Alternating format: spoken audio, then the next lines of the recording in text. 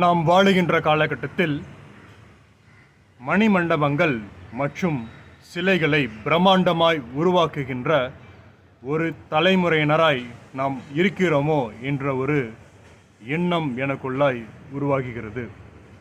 நீங்களும் சிந்திக்க வேண்டும்.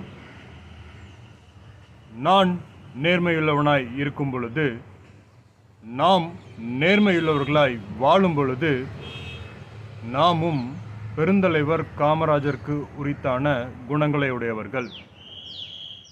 நான் வீரம் உடையவனாய் இருக்கும் பொழுது, நாம் வீரமுள்ளவர்களாய் இருக்கும் பொழுது, நாமும் வீரத்திற்கு அடையாளமாய் திகழுகிற மருது சகோதரர்களை போன்றவர்களாய் இருப்போம். ஆனால் இன்றைய அரசியல் ஆதாயத்திற்காகவோ அல்லது என்ன நோக்கத்திற்காக என்று தெரியவில்லை, பிரம்மாண்டமான மணிமண்டபங்கள் மற்றும் சிலைகளை திறப்பு விழாக்கள் பெருகி கொண்டே இருக்கிறது. ஒரு குறிப்பிட்ட சமுதாய மக்களை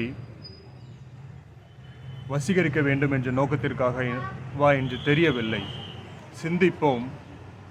தலைமுறையினரை உருவாக்கும் பண்பையுடையவர்களாய் நாம் நம்மை கட்டியெழுப்பும் பொழுது, நாமும் அத்தகைய தலைவர்களுடைய வரிசையில் சேர்ந்தோம்.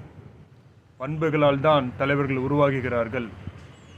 அந்த பண்பை உடையவர்களாய் நாம் நம்முடைய சமுதாயத்தை உருவாக்கும் பொழுது, நாமும் சேர்ந்து உருவாகுவோம். புதுமை தமிழ்நாட்டை பிறப்பிப்போம். நன்றி.